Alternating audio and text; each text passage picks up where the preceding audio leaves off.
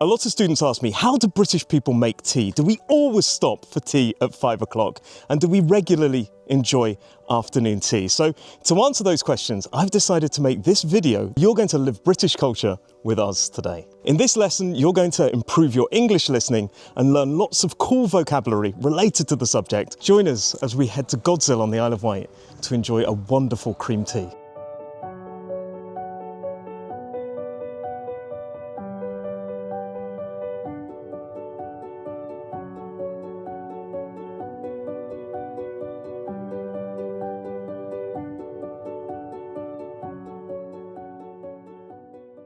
So we're in Godshill on the Isle of Wight, which is a small village in the centre, and it's a really traditional village.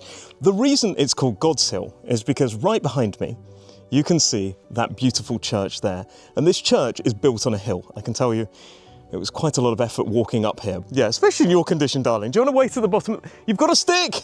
It's like Gandalf. You shall not pass! But yeah, the biggest problem about these vlogs is they all look like downhill, but we're starting off uphill. Look at this. Luciana's got an excuse, she's pregnant. I'm just middle-aged, so hill's about finished me off. So the name of this village is quite literal. It's basically saying that God, or the church, is on a hill, God's Hill.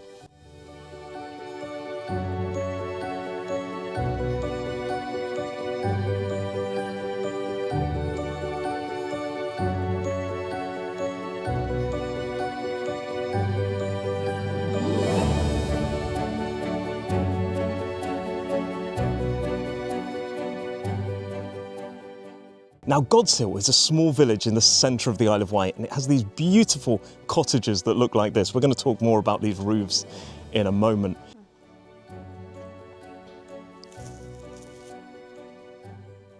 Good morning. Hello.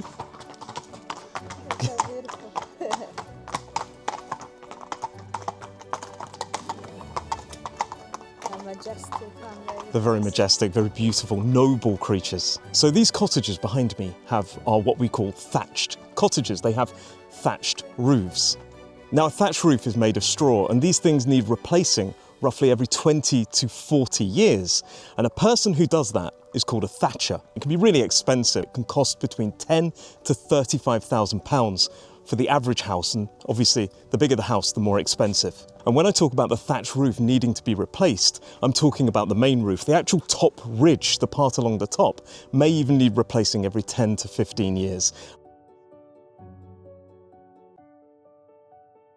And to be honest, there probably isn't that much demand, so there aren't many people who specialise in this. We sometimes may say it's a bit of a dying art. In other words, not many people can do it. A typical person who works on like a roof would be known as a roofer. So these are tiled roofs, and a roofer would fix those, but not all roofers are thatchers, and probably not all thatchers are roofers. A little bottle. Why is there a bottle in the wall? It's intriguing. Oh look, up there to a tea garden, although this looks to be closed. But luckily, as we were walking up to the church, somebody said, if you want the best cup of coffee, check this place out. That's commonly how we would suggest things and recommend things. If you want the best cup of coffee, or if you really want a good cup of coffee, check this place out. And in informal, colloquial British English, we would say it would be rude not to mean, yeah, I think it's a good idea. But the problem is we're going for tea, so I'm gonna have to save myself till later.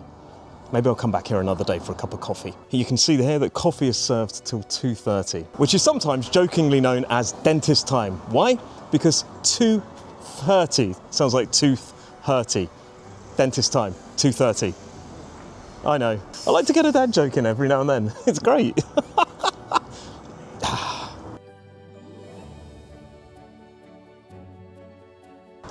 My wife has found another Thai restaurant, which seems to be a feature of our vlogs now. We do love Thai food. Actually, to be honest, we just love food. But yeah, if you come to Godshill, there's also a Thai restaurant. So this right here is called the Old Vicarage. Like I've said before, we often love to repurpose buildings. So the vicarage would be where the vicar lived for the church, the person who gives the sermons. And this would be where the vicar lived. But these days, it's been converted into a shop. So the building has been preserved, a beautiful old building, but now it's been repurposed. really famous in Godshill, is the model village. It's very, very cool. And there's even a train. Maybe we'll have to come in here and do another vlog. And you can see the road in Godshill is really, really narrow, and that's probably because it was built a very long time ago. In fact, on the other side of the road, you can see there's no pavement. We're on the pavement here, but you keep having to cross the road from one side to the other to walk on the pavement. And as I say, it's a really narrow road. You can see coaches bringing lots of tourists here, really struggling to get round the bends. But what's really beautiful about Godshill is there are so many thatched cottages, these old thatched cottages. But as I say, sometimes you just run out of pavement and then have to either kind of squeeze against the wall or cross the road in the hope of finding another pavement. You can see here in the path, there's lots of horseshoes. Horseshoe is one of my favourite compound nouns in English because it's so literal. It is a shoe for the horse, a horseshoe. And traditionally in British culture, a horseshoe was seen as good luck. So right here you can see this says good luck right in front of a wishing well. So this is a wishing well, and people throw coins into the wishing well to make a wish. You see lots of coins down there. But why are there horseshoes? Well, so this building right behind me is called the Old Smithy. Why? Well, it would have been a blacksmith. Now, a blacksmith is a person who works with iron. They make things like horseshoes. So this would be known as the blacksmiths, and this is called the Old Smithy. And that building right there is probably the forge, which is where the main ironwork or the main ironwork was done. Really hot building, but again, it's another example of repurposing. It looks like the old smithy has been turned into accommodation, and the forge potentially has been turned into a shop.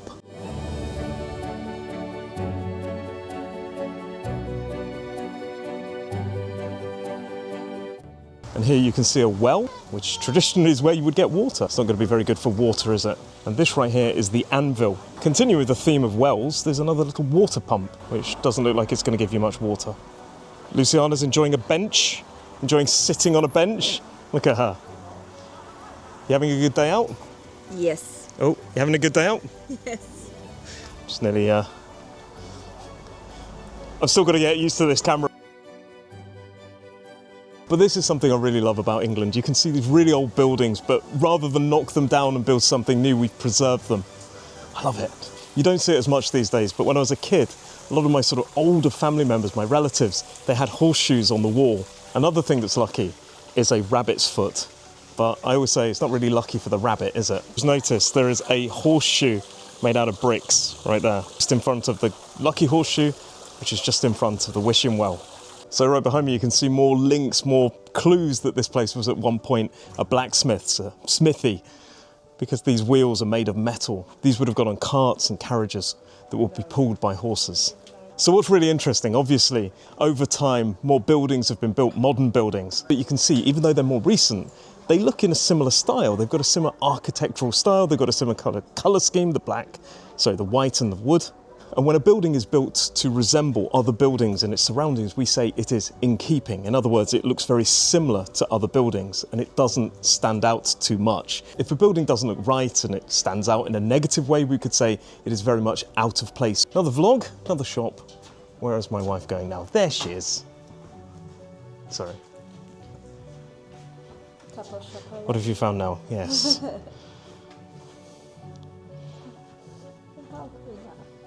Clock.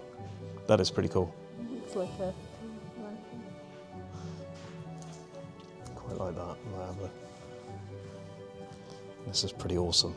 So it's basically in the shape of a sardine tin. There's a clock face at the top there. You can see the hands of the clock pointed to what time. Going to the kitchen. It is at the moment. For the clock, it's very cool. Everyone who passes through this door brings happiness. Some by entering, some by leaving. Yep, this is coming back to the office with me. It's going to sit on the shelf next to the Cheshire Cat and the teapot. I'll show you where it goes later on. It's not rammed at the moment, but there's lots of tourists come here. A coach load of tourists. The difference between a coach and a bus is a coach is usually for long distances and often for tourism and holidays, whereas a bus is more sort of in a city or in a small region.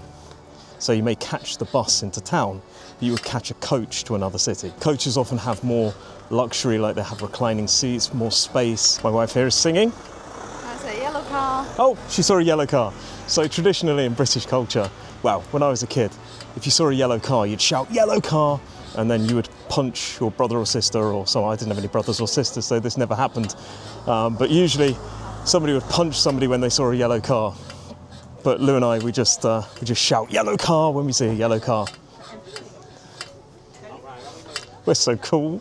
So you might be wondering what the difference is between afternoon tea and cream tea. Well, afternoon tea is usually 3 tiers. They often have 3 tiers with lots of cakes on it, sandwiches, things like this, cucumber sandwiches, whereas cream tea is more scones and cream.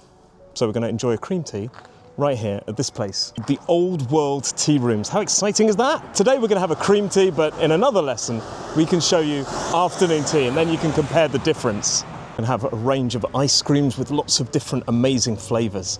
But this is the Old World Tea Rooms, and this is where you order. So one thing that people often ask me is, do we do this regularly?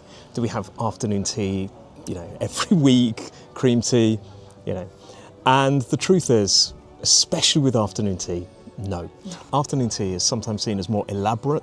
There are sandwiches, cucumber sandwiches, or different types of sandwiches, cakes. We also don't stop at 5 o'clock every single day. People think we walk out of work at 5 o'clock, oh, tea time. It's not true. But honestly, even then, cream tea, it's not something we do every day, is it? It's not, it's a once in a while thing, once in a blue moon, to show you a nice idiom.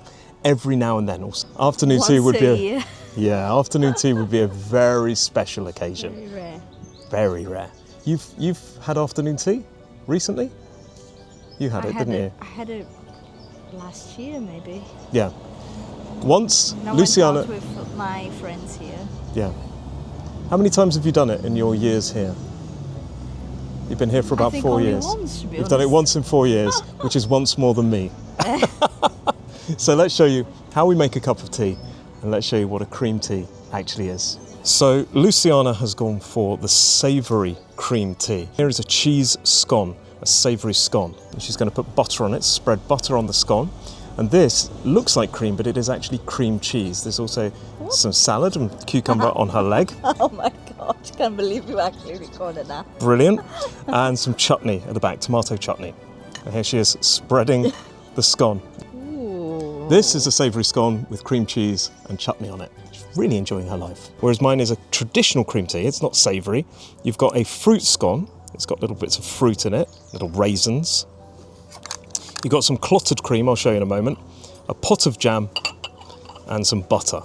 I also got some strawberries on the side, love strawberries, and I got a pot of Earl Grey. It's also important to know that Luciana has also got a cup of tea, but this is decaf, or decaffeinated, because she's pregnant and she has decaffeinated tea and coffee.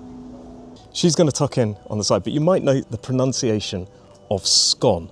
So this has got 2 pronunciations in the UK. Some people call it scone, others call it scone. I personally say scone, it rhymes with gone, but the pronunciation will depend on region. Some regions are more likely to call it scone. I think in Derbyshire, where I'm from, more likely to call it scone.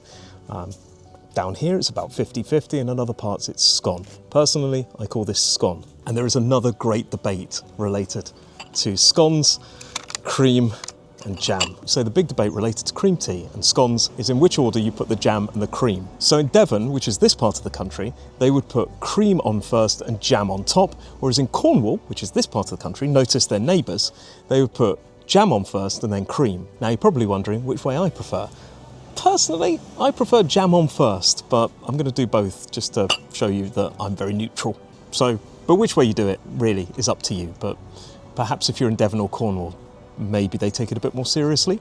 So you can see here, I've got the scone, the fruit scone. There it is. So I'm going to spread butter on first.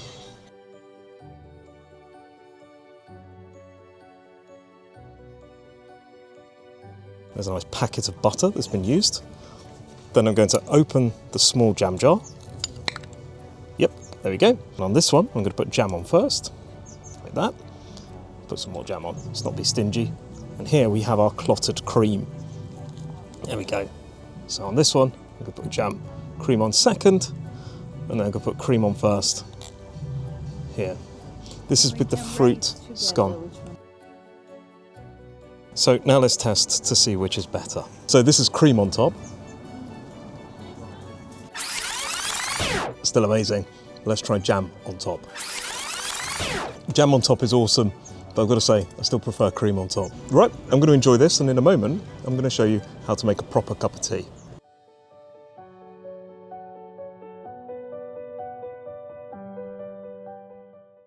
A lot of people ask, milk in first or tea in first? Well, to be honest, in the past, we used to have to put the milk in first because the material that the cups were made of was so delicate. You would need to put milk in first to lower the temperature. But these days, most people will put tea in first. This, by the way, is a teapot, so I'm having a pot of tea. And in there is a tea bag. I'll show you that at the end. Can you make mine as well? So you can see, here's my cup and saucer. I pour the tea into the cup.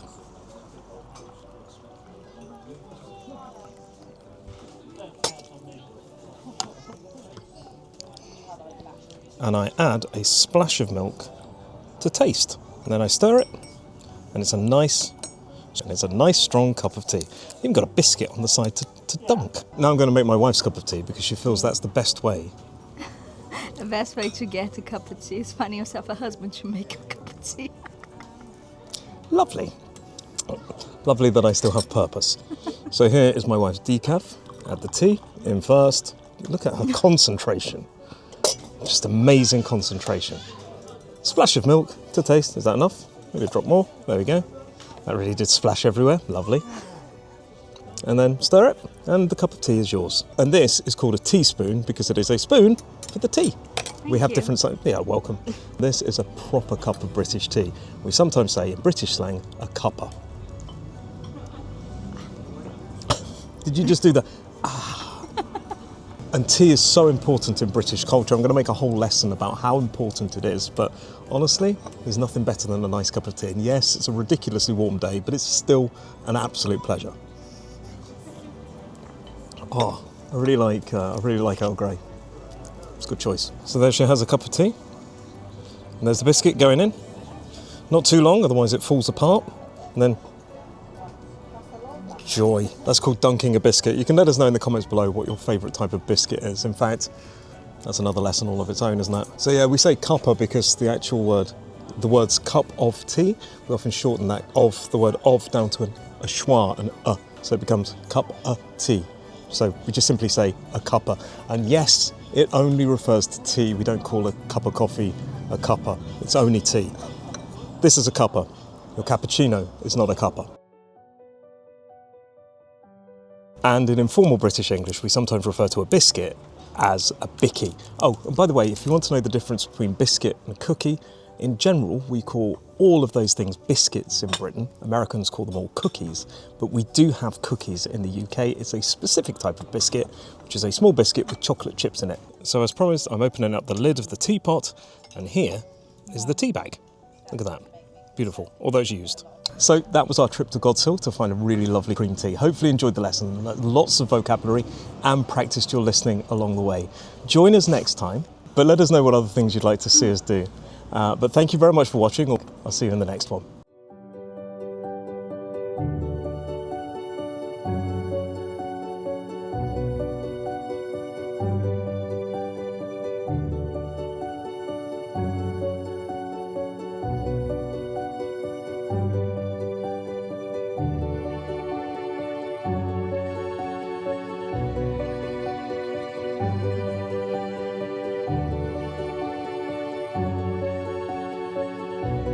And it's found its home right here next to the teapot and the Mad Hatter. The two teapots, in fact.